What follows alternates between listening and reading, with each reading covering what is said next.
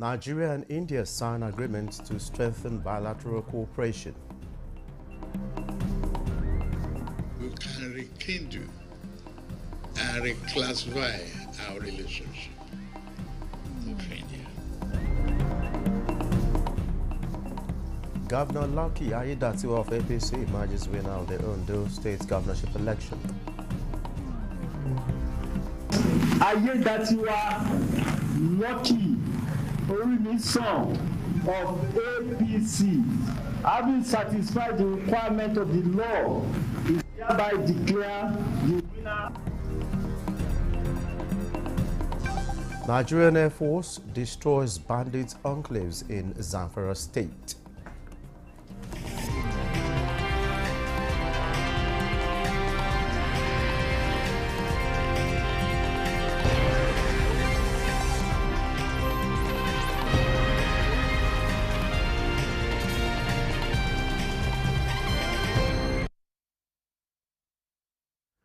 Hello and welcome to the News Desk at 6 on Nta News24, live from Abuja or Lajide, Bedlo. Nigeria and India have signed a memorandum of understanding on new areas of collaboration to further strengthen the bilateral ties between both countries. This was a major outcome of the Indian Prime Minister Narendra Modi's state visit to Nigeria and the invitation of President Bola Tinubu. State House correspondent Musbah Damoha reports that the president conferred on his guest a national honor of the Grand Commander of the Order of the Niger. Again, the meeting of two willing partners.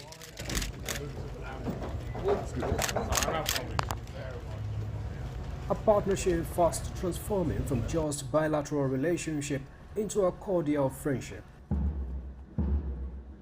This is a reverse order of their earlier meeting in New Delhi barely a year ago. President Tinubu's attendance of the 18th G20 Leaders Summit as a special guest and his meeting with Prime Minister Modi September last year culminated in some agreements that were poised to double the trade volume between the two countries that had, at the time, got close to $15 billion. Now, the relationship is becoming as cordial as it could ever get, with Prime Minister Modi visiting Nigeria, first by any Indian leader in 17 years. There are long-standing cooperations on education, energy, health, technology and culture, among others. But partnerships are now growing wider, with agreements signed on survey cooperation, culture and exchange program, as well as customs cooperation. Nigeria values its excellent relationship with India, and we work to broaden the same for mutual benefit of our two friendly countries. You stood side by side with Nigeria on many fronts for many decades. I'm confident that our discussions will enhance Nigerian-Indian relations on basis of mutual respect and shared mission.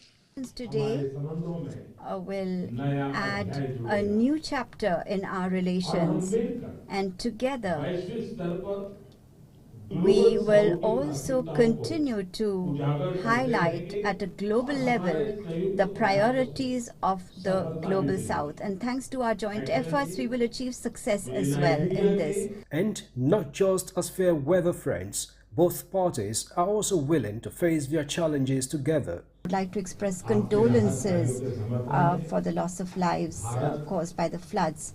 To support your relief efforts, India is sending 20 tons of humanitarian aid to Nigeria. Excellency.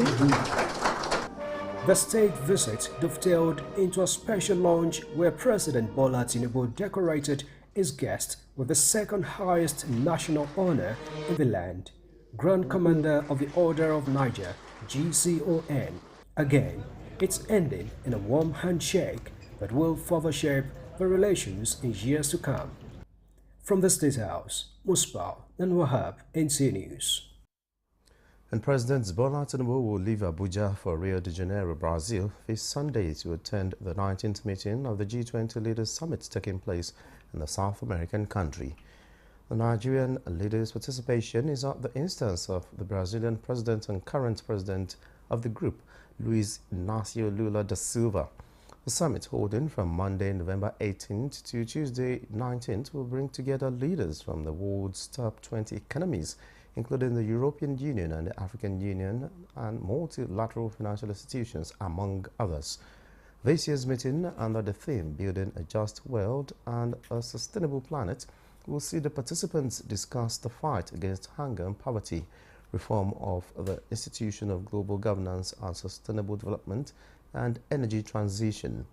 Nigeria has always strongly advocated for a reform of the global governance institution and often presented its impressive credentials as a strong contender for a permanent seat on the United Nations Security Council. President Tinubu is also expected to hold bilateral meetings on the sidelines of the summit in advancement of Nigeria's socio-economic reforms.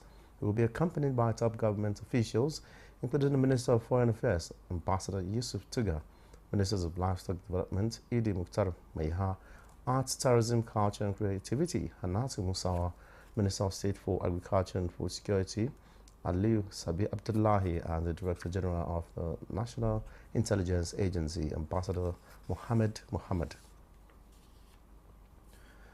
The Independent National Electoral Commission (INEC) has declared Lucky Aiyedatiwa of the All Progressives Congress (APC) winner of the governorship election in Ondo State. The declaration was made after Aiyedatiwa secured a total number of 366,781 votes to defeat other contestants.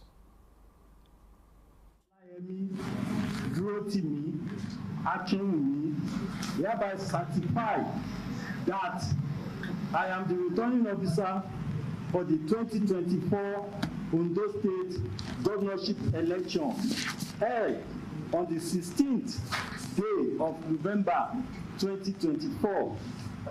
The election was contested.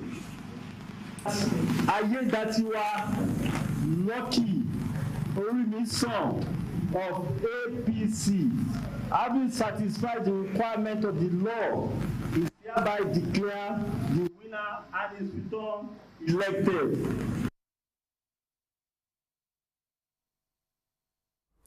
And President Bola Tinubu felicitates with the winner of Saturday's Ondo State governorship election, Lucky Aiyedatiwa of the All Progressives Congress, while also commending the peaceful conduct of the process. The President congratulates Aiyedatiwa and other candidates of the 17 political parties for the maturity and sense of purpose demonstrated during the campaigns and the election, attributing the success of the polls to the civility in the state. He enjoins the political actors to allow their orderly conduct to permeate the post-election activities and processes. President Tinubu believes the Ondo State election was another litmus test of the capacity of the Independent National Electoral Commission, affirming that the electoral body justified the confidence of the people with early preparations, deployment of staff and materials, and handling of the electoral process. The President also commends INEC for the efficiency of uploading more than 98% of results on the same day of elections.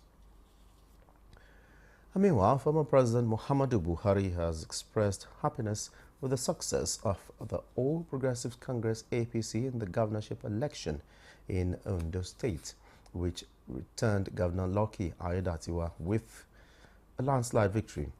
In his reaction to the outcome of the election, the former president said the voters had spoken lucidly and loudly about the confidence they have in the party and the governor, and their wish expressed through the ballot box should be respected by other stakeholders.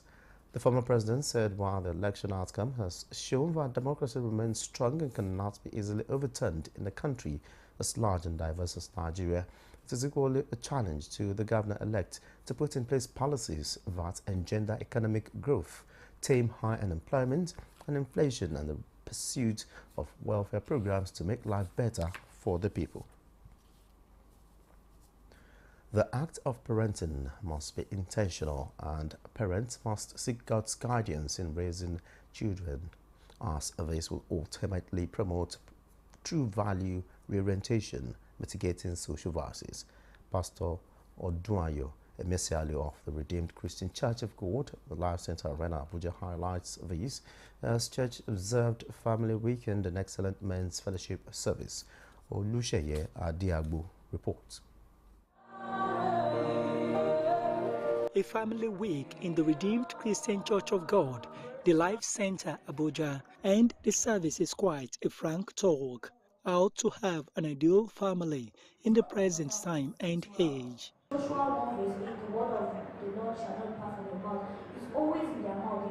For Pastor Duayo Emasalu, meeting up with family needs in the face of the current economic reality is quite challenging, but insists parents must create time for their children and thoroughly shape their spiritual future. So families must focus on God. There must be a foundation for the children. The men must learn all you need to know about God. If not, you cannot give. It's when your kids enter university, you will know whether you are a success or not. And it is never too late to really get closer to your children and provide not only spiritual guidance, but you also must provide an physical example. This service explores the theme, the heaven on earth family, explaining the crucial role a father plays in achieving a purposeful and effective parenting in raising morally upright and responsible children. We should do an inner reflection to ourselves. Are we living in the image of God? So I just advise men to be intentional. As I'm talking to myself. While they are busy, you can say a word of prayer. God guide me. We want to celebrate our men. They are trying. In this country, trying to make ends meet and support their families. So we want to thank them and also want to encourage other women to encourage our husbands.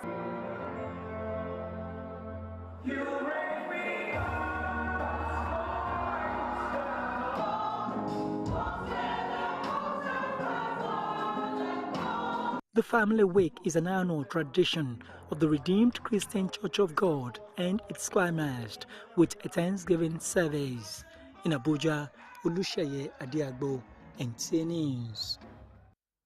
A group of professionals under one Ummah is engaging individuals and communities in Nigeria on the need to take constructive steps to confront adversities towards recovery and positive change from myriads of challenges facing humanity.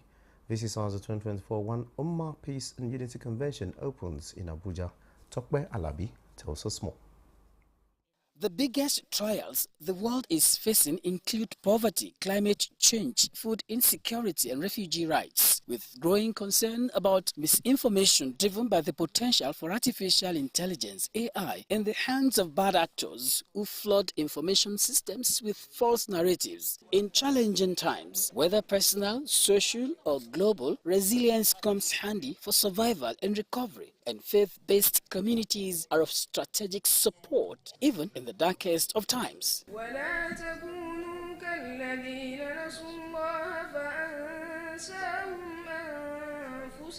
Our topic of community solidarity and its relationship to our faith. There are changes with regards to our norms, with regards to our values, even morality is being challenged. We have a long history of resilience. Our history is filled with examples of individuals and communities who face adversity with unwavering faith and determination. While conversations to herald this year's One Ummah Peace and Unity Convention is to mobilize individuals towards understanding and overcoming mundane challenges, it is also a call for transformations in shaping the narratives. We cannot just remain aloof. We have to partake and participate in the process. But in so doing, we have our cultural and civilizational sensitivities to be preserved.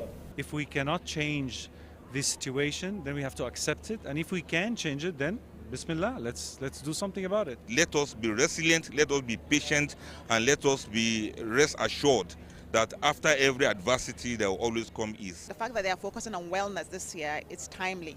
Many people are not doing okay, and we don't have religious leaders talk about mental health. Are we intentional with what we do to be well holistically, not only in body? The conversation is, how do we take our faith to overcome these challenges. And that's what One Home basically wants for the kids, because we believe that the future actually depends on these kids. The organizers have tried, because even the little problem I had, I was able to see the doctors in church here. As an individual, you need to have a goal, set a goal, what you want to achieve. I chose this category of Yakin because I wanted to check on my faith. Conversations as this year's conference begins is encouraging people to envision a brighter future and work collectively to achieve it. In Abuja, Tokwe Alabi, NTA News. This is the news desk at 6 on Nta News 24. More reports after the break.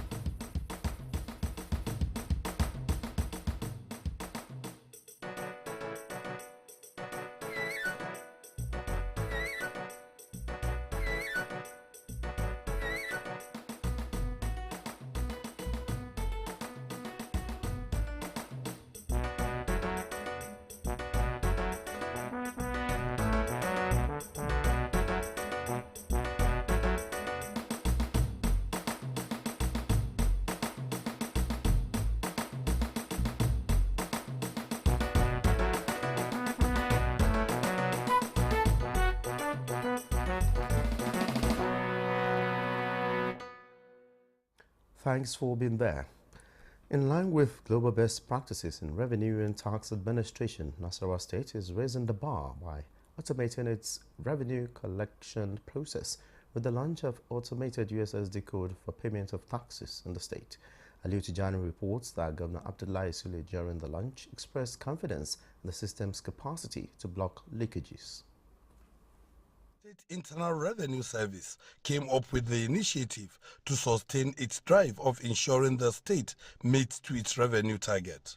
Governor Abdullahi Sule said the introduction of the automated USSD code will ensure the remittance of the revenue to the appropriate channel. The governor adds that with initiative in place like this, there is need for proper utilization of the USSD code to ensure people of the informal sector pay their tax with ease. You coming out with a new code, definitely we are going to use the opportunity, to plug the holes. And I'm urging everyone through the chairman to the various sources to ensure that we utilize the code. Nobody should go outside the code.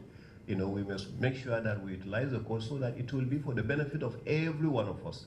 Chairman of the Nasarawa State Internal Revenue Service, Ahmed Mohamed Yakubu, explained that launch of the USSD code is part of the core mandate of the State Revenue Service to enhance the revenue profile of the state. And it may interest you to know, Your Excellency, in 1 week, we were able to generate what we generate in a month for all the markets in Nasarawa State with this code. This code now eliminates the use of manual receipts. The chairman explained that proper enlightenment has been carried out to educate people on the effectiveness of the initiative. In Lafia, Aliu Tijani, NTA News. The Nigerian Air Force is sustaining its aggressive air interdiction campaign nicknamed Operation Farota Mujia, aimed at eliminating bandit threats in northwestern Nigeria. To this end, the air component of Operation Fasanyama executed further air interdiction missions in Zamfara State. These operations have led to the neutralization of numerous bandits, including key loyalists of infamous bandit leaders Dan Isuhu and Dogo Sule. The airstrikes targeted a large assembly of bandits in Babankawiye village situated in Safele local government area of Zamfara State. Intelligence sources revealed that the congregation of criminals were perfecting plans for coordinated attacks against military personnel or civilians along the Safi axis. A statement by the Director, Public Relations and Information, Air Commodore Olushola Akimboyewa, indicates that upon receiving credible intelligence, the NAF launched a series of devastating airstrikes, inflicting significant casualties on the criminal elements. Reports from the ground confirmed successful elimination of numerous high-ranking members of the bandit groups, dealing severe blow to the operational capacity. Nigeria therefore says it remains resolute in its mission in collaboration with sister services and other security agencies to secure the region and indeed the nation as a whole. Attempts by drug syndicates to export large consignments of illicit drugs through the two Nigerian international airports of Abuja and Lagos to the United Kingdom, Italy, Turkey and Qatar have been thwarted by operatives of the National Drug Law Enforcement Agency NDLEA and arrested the masterminders. Sawa Khalil Ibrahim reports on these and other NDLEA operations. Of 13 parcels of cocaine weighing 4.40 kilograms going to the United Kingdom were intercepted by NDLEA officers at the export shed of the Lagos airport on 5th November 2024, while a businessman linked to the consignment was tracked and arrested on 8th November 2024. Similarly, the bid by another businessman to export 7,800 pills of tramadol, 180 tablets of rofinol, and 60 bottles of codeine to Italy was also fueled at the departure hall of the Lagos airport on Monday, 11th November. He was arrested after recovering the opioids concealed in food and other items while attempting to board a flight to Italy. Following credible intelligence, NDLEA officers on Friday, 15th November, raided a hotel room in an estate in Abuja, where they arrested two suspects. Recovered from them was 1.8 kilograms of methamphetamine, which they were preparing to travel with to Qatar. In another intelligence-led operation, some task force foiled an attempt by a trans-border trafficker to smuggle 50,000 pills of tramadol from Ghana into Lagos. The pills were concealed in the body compartment of a bus belonging to a transport company. Edo, Imo, Kano, Oyo, Kaduna and Kwara State were some of the hotspots during the week under review. In Abuja, Salwa Khalil Ibrahim, NTA News. A Nigeria's country representative of World Health Organization, Dr. Walter Mutombo, wants dental services to be included as crucial part of primary health care services in Nigeria to curb preventable dental illnesses in rural areas. Dr. Walter was speaking at the African Dental Students Association's General Assembly and Scientific Conference in Abuja. Joseph Woodson reports. From African countries, students of dental care converge on Abuja. Their minds are set on preventable dental diseases like NOMA and adopting technology to bridge gaps in dental care, especially in rural areas.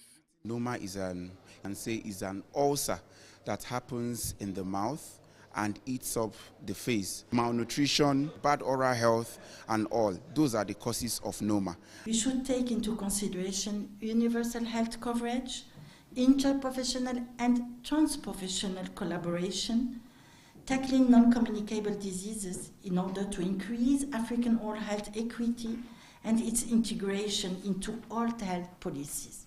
Nigeria's country representative, World Health Organization, Dr. Walter Mutombo, leads other stakeholders to support the cause. He encourages developing countries to collaborate towards improving access to information and medication due to global inequality. We are all aware of the ruling on the local government area authority and the implication on revitalizing primary health care at that level. We need dental health care and services to be part of the minimum service package that is being offered at the primary health care level. The health component of the youth policy, even though we derived it from the National Health Policy, from the Federal Ministry of Health, still didn't really speak to some specifics that young people would want to see concerning their health. So I believe if this association can look into that area, they might see one or two things they would want to see and suggest to government.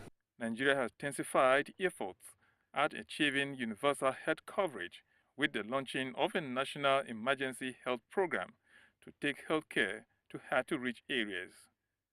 In Abuja, Joseph Utsen, NTA News. As Super Eagles of Nigeria prepare to conclude the 2025 Africa Cup of Nations qualifying series on Monday against the Amavubi Stars of Rwanda on March Day 6, correspondent John Paul Alumina takes a look at the head-to-head meetings of these two sides to report.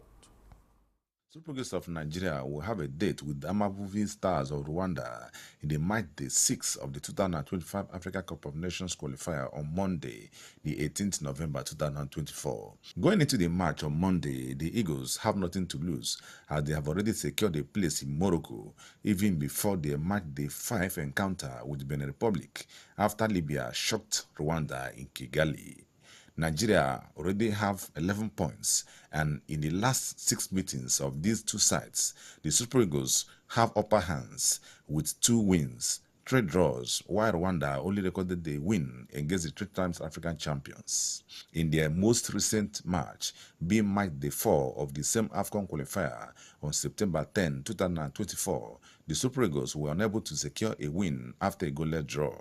Super Eagles captain William Trostekong says even though they have already qualified for AFCON, they are going to throw everything into the match to maintain the dominance of the group. Good, I think we're very proud of the achievement. We set up this campaign wanting to qualify. We've been unbeaten now in all those games, and yeah, I think we did what we needed to do, and now we have to look ahead to make sure that we finish this last game here against Rwanda in the correct way. And that's also going to serve as a preparation for us for the games that are going to come up for the World Cup qualifiers next year. Yeah, you know, I've been a part of 3 AFCONs now. I have a bronze medal at home, I have a silver medal at home. And yeah, who knows if this will be my last AFCON or not, but then I want to have a gold medal. So that's the mindset that we have. Of course, right now our main focus is to finish the game. We obviously want to do well and qualify for the World Cup, but the next aim in the AFCON is to try and win it. Yeah, it's always an honour to represent my nation. Every time I'm called upon to do so, I'll try and give 100%, and I'm proud to wear the colours of Nigeria. The second qualification slot is up for grabs between Benin Republic with 7 points and Rwanda with 5 points, while Libya have a slim chance with 4 points. For the Rwandans, they are still hopeful of qualification for AFCON 2025 if they can beat Nigeria at home, with hopes that Libya will beat Benin in Benghazi. The match comes up on Monday by